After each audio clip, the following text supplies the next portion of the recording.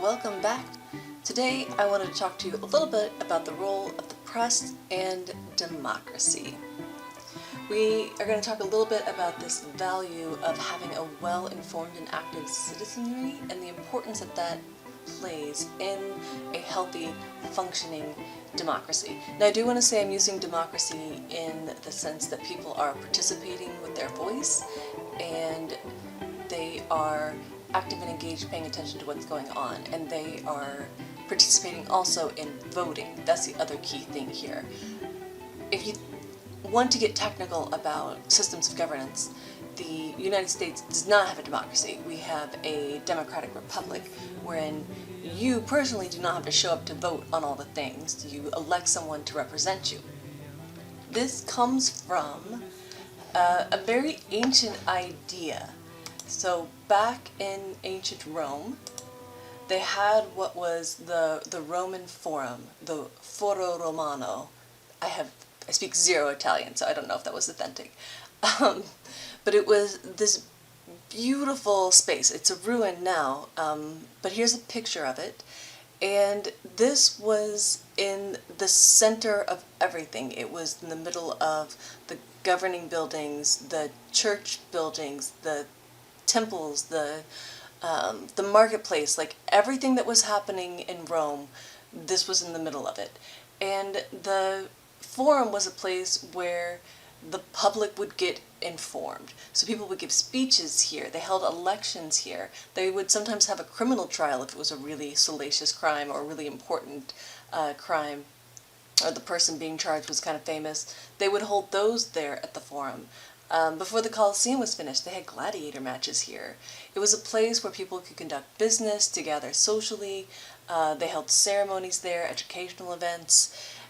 This was the hub of knowledge in ancient Rome. And they fed this idea, this practice, this value that if you want good governance, you need your citizens to be well informed. They need to be able to know what's going on, and it's a form of transparency, right? So if you can go to this outdoor venue and listen to someone give a speech, you don't have to rely on somebody else to then tell you what that person said. You can hear it firsthand. You can watch an election happen firsthand and then feel more assured that the person holding that office, or the way that that person was charged for a crime or ultimately convicted of a crime, was fair, because it's happening out in the public. In modern day, we have public forums, and these are times, this is a scene from Parks and Recreation, but this is a time where people get to come forward and say how they feel about a proposed policy or a practice or something that they want their government to do. And I want to be really broad here. We have public forums for schools. This picture is depicting a public forum for a parks issue. We have public forums a lot when it comes to elections, because candidates get out and they campaign, and part of campaigning is pressing the flesh. It is meeting the people, so the people know who the candidates are and they feel well informed about what's going on. So this public forum is a two-way interaction. There's the sharing of information directly to the people, and there is the getting the input back from people. And in the United States, this is something that has been revered as, near sacred practice. Like, it is something that we must do as a government, and so the way that we govern, in order to ensure that our citizens are both heard, they're active, and we are meeting their needs as a government. So what's interesting is then we get into, okay, so how do you stay well informed? Like, you can't go to every public forum, and there's just honestly not public forums about all of the things. And so the way that we stay informed is 99% through our media. And our media intake is supposed to be that channel by which we then understand our world. We interact and engage with our world, because that's how we know what's happening. So I wanted to do a little bit of comparison. The book does this, where it talks a little bit about how much information is presented to people who are watching TV and listening to the radio in other countries. And it just sort of glosses over the fact that people in other countries have to pay for a TV well, okay, right, like they have to pay for a TV, but they have to pay an additional licensing fee that goes directly to public broadcasting, whether it's television or radio. And so the amount of money that's set aside for public broadcasting in other countries is enormous because, like, everyone wants a TV. It is pretty interesting if you Google this issue. There are a lot of articles about how to get TV without paying this fee. So I get the impression that this fee is not universally popular. The biggest complainers that I've seen on the internet are citizens in the UK, which is why they're in red, because this is somebody trying to point out to them, like, look, we don't even, like, our fees are not that bad compared to other people. That funny money symbol stands for euro, and the euro has been worth a little bit more than the dollar, so this isn't chump change. These are not nominal fees that people are paying just to turn their TVs on and get a signal. But what happens because of these fees is that you have public broadcasting that has to abide by certain rules that have been set in place by the government. Rules such as you have to give equal time to differing ideas, and you have to let people who are experts in those ideas have time to talk about it. You have to discuss policies. You have to discuss current news, and we mean like what's happening in the government, not just a daily crime report. People should get to watch TV without commercials. So because they pay these fees, the channels that are run by public broadcasting are not chock full of commercials. It's mind-blowing. And this drives a more well-informed citizenry, is what the book argues. Now, the United States is mostly a private media market, but we do have two entities that are public: the Public Broadcasting Station and National Public Radio. These two entities are the closest that we have to something similar to what's happening in Europe. But most of their money doesn't come from the government. Like, you don't pay a tax. You don't have to pay an extra fee when you buy an Alexa or get a television. There's money set aside from the overall government budget. It's pretty nominal. It's pretty small. But most of their funding comes through fundraising, which is why the worst time for some people to listen to NPR or watch PBS is when they're having to do their annual fundraisers. Because they need to get regular people to give them money on an annual basis, and they also have to get money from corporations because they have the money. So you'll see advertisements on PBS and NPR. Not as many as you do for like cable or regular TV, but they do have ads, and they tend to be big corporate ads. So in the United States, we have a mostly private media market environment. And since the 1980s in deregulation, we have seen an increasing aggregation of media share. They talk about this pretty well in the book. I like the way that Shanto covers it.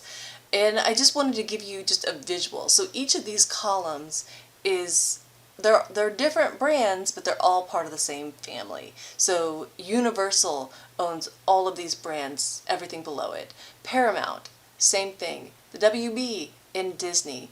And if you just look at this a little bit, it's quite impressive. So in some ways, when you're flipping through the channels, it may seem like there's a lot of diversity, right? Because there's so many channels. But when you follow those channels' lineage back to their parenthood, it's not a whole lot of diversity. Now, this is just a few, right? Like, so there's other organizations, there's other groups, and this is only cable, right? Like, I'm not also including local channels or newspapers or radios, but I do want to say that, like, this isn't in isolation. The Tribune Media Company was in negotiations to be bought out by Sinclair Lewis. So Sinclair has a huge market domination of local television stations, newspapers, and radio. This map is showing you a breakout of media markets. That's what the boundary lines are showing, is different media markets. And media markets aren't confined to just a particular state. They can overlap with other states. So like the St. Louis media market here you are, St. Louis, actually overlaps with Illinois. Makes sense. So the gray area are where Sinclair Broadcasting Group is like dominating. They own a large amount of the market share. The red and the pink areas were what they were in negotiation to buy. So if this had gone through, they would have dominated local television stations, local radio stations, and local newspapers. So when you're going to go through a negotiation this big, it's a very complex, multifaceted deal. And it has to get government approval. Initially, it seemed like it was going to go through, and then it seemed like the Obama administration was like, no, I don't think so. But then we had a change in presidency, and the Trump administration was more friendly for this, giant merger. Like, this thing took 15 months to sort of be proposed, be covered in the media, and then slowly unwind and not happen. And ultimately, what happened is that there was a breach of contract allegation for a failure to win over regulators. So this was something that was part of the negotiations, is that, the powers that be were like, well, we have to get the approval of federal regulators for this merger to go through. Let's go out and kind of woo them and see if we can win them over, which, by the way, is not cool. Like, you're not supposed to be out there actively lobbying regulators so that they'll approve, a giant deal that would make you a lot of money. And now there's a big lawsuit, and Tribune is asking for about $1 billion in damages. So this is high stakes stuff. The book really argues that when you see this sort of consolidation of media market share, consolidation of the independence of small newspapers or local radio stations, that you lose something valuable. And I think this is something that in my gut feels right, or like headed in the right direction, but it is an area that still needs to be studied. Shanto argues that what you lose is a well-informed citizenry, that people are then more driven to watch entertainment and even entertaining news because it's fun, like it feels good. It says that it kind of implies that people don't want to be well informed or don't want to do the hard work to be well informed, whereas people in Europe are willing to do that hard work. And I'm like, no, people are people, and it doesn't matter where you live. I think it's harder in the United States because there's fewer opportunities to easily be well informed and not have to worry about, is this biased, or is this editing out information because it might be damaging to a parent company, or is my local news not covering this topic because the owner of the largest share of media outlets in this media market says don't do it. That's the American landscape. Like, it's much more complex. There are a lot of moving pieces going on. And so I think that it's unfair, it feels unfair, to put the blame on the individual citizen for not choosing more serious news outlets, when I would argue that it's not easy to find the most serious news outlets that are going to give you in-depth stories about public policy and current events of the day and put things in context and give you the history for things. It's much harder, I think, in the United States to be a well-informed citizen. So one last thing that I want to talk about is the practice of catch and kill.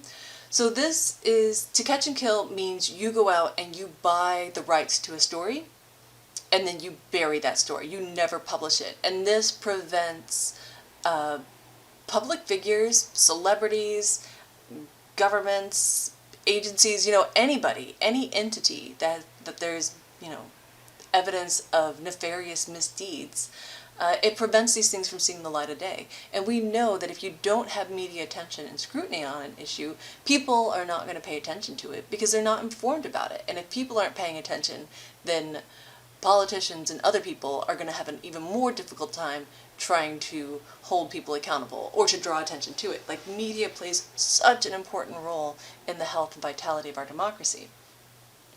Catch and Kill is also a book by Ronan Farrow. It's a great book. It's also a podcast, and it is disturbing. Like, it's fascinating, but also disturbing, I need to be clear. So the focus of the book is mostly on Harvey Weinstein, and that's this guy here with the walker. Harvey Weinstein had been sort of widely known as a sexual predator, but really charges or allegations just withered away like flowers in a hot sun. And it was only under the dogged work of Ronan Farrow that allegations were substantiated and came to light. In fact, Ronan Farrow lost his job at NBC because NBC had deep connections with Weinstein's companies and didn't want to have to go toe-to-toe with Weinstein. Farrow ended up having to publish his breakout article that then became the book with the New York Times. One of the things that's discussed in this book is what happened with Matt Lauer. I had no idea Matt Lauer was such a big deal at NBC. He was the highest paid employee there. They had a private helicopter that would leave 30 Rock, Rockefeller Center in New York City, and fly out to Matt's home, pick him up in the helicopter, and fly him to work so that Matt Lauer didn't have to deal with traffic. It was like, wow. Wow, that's really something. That's amazing.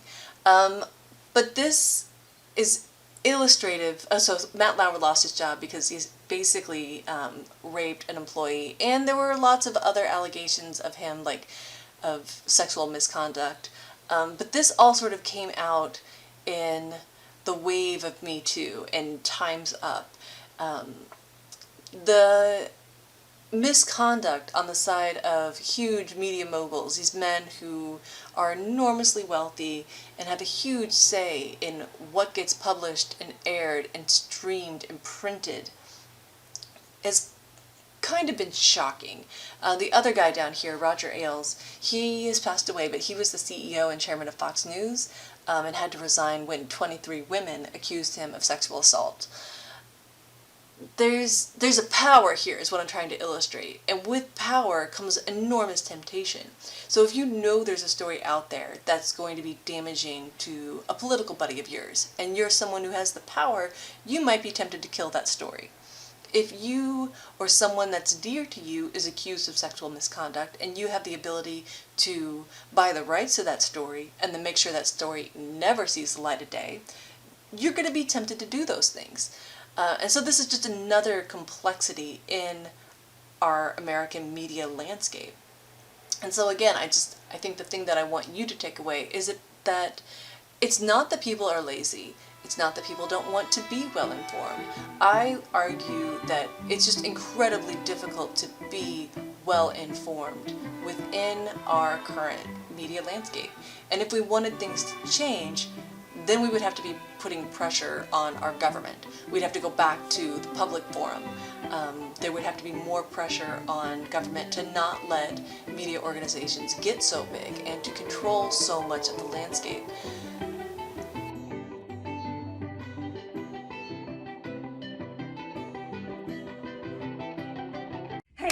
Hey, Kate Middleton just broke Royal Protocol. Okay. I got a Bed Bath & Beyond coupon for you. 20% off. Everything? Nah, just one item. If you're in the club. What club? You know what? I'm trying to work Got here. one for you. Chrissy Teigen's having a third baby. Yeah, I heard that last week. Hello. Sorry. But I love her so much, I right? know, How does she juggle it right? all? Whoa. I have to finish this. Okay. Okay? Thank you. I'll be back in 7 seconds. And I give up.